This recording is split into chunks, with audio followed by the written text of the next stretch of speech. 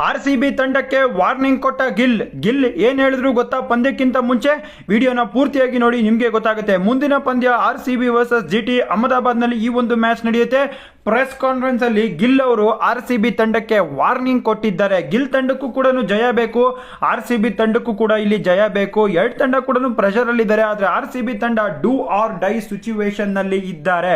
ಅದಕ್ಕೆ ನಮ್ಮ ವಿರಾಟ್ ಕೊಹ್ಲಿ ಕೂಡ ಪ್ರೆಸ್ ಕಾನ್ಫರೆನ್ಸ್ ಅಲ್ಲಿ ತಿರುಗೇಟನ್ನು ಕೊಟ್ಟಿದ್ದಾರೆ. ಗಿಲ್ ಏನ್ ಹೇಳಿದ್ದಾರೆ ನಿಮ್ಗೆ ಗೊತ್ತಾ? ವಿಡಿಯೋನ ಪೂರ್ತಿಯಾಗಿ ನೋಡಿ. ಇದ್ದಾರಪ್ಪ ಅಂದ್ರೆ RCB ತಂಡದ ಬೌಲಿಂಗು ತುಂಬಾ ವೀಕ್ ಆಗಿದೆ. ಬೇರೆ ತಂಡಗಳೆಲ್ಲ ಕೂಡ 200 ರನ್ಸ್ ನ ಹೊಡಿತಾನೆ ಇದ್ದಾರೆ. ನಾವು ಕೂಡ RCB ತಂಡದ ಬೌಲರ್ಸ್ ನ ಧೂಳಿಪಟ ಮಾಡೇ ಮಾಡ್ತೀವಿ. ನಾವು 300 ರನ್ಸ್ ನ ಹೊಡಿತೀವಿ.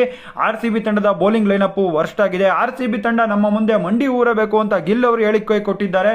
ಗಿಲ್ ಯುವ ಆಟಗಾರ, ನಿಮ್ಗೆ ಗೊತ್ತಿರಬಹುದು. ಈ ತರ ಹೇಳಿಕೆಗಳೆಲ್ಲ ಬರ್ತಾನೆ ಇದ್ದಾರೆ ಅವರು. ಅದಕ್ಕೆ ನಮ್ಮ ವಿರಾಟ್ ಕೊಹ್ಲಿ ಅವರು ತಿರುಗೇಟ್ನ ಕೊಟ್ಟಿದ್ದಾರೆ.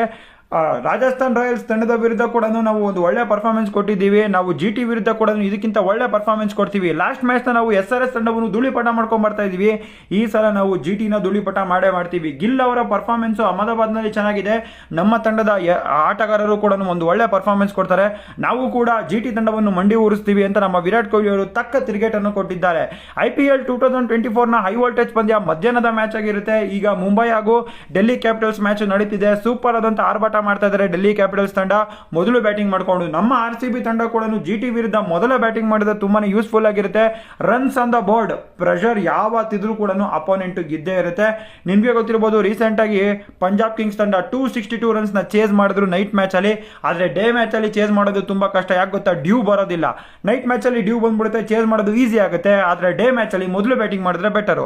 ವಿಡಿಯೋ ಇಷ್ಟ ಆಗಿದ್ರೆ ಲೈಕ್ ಮಾಡಿ, ಗಿಲ್ ದುರಂಕಾರ ಗುರು.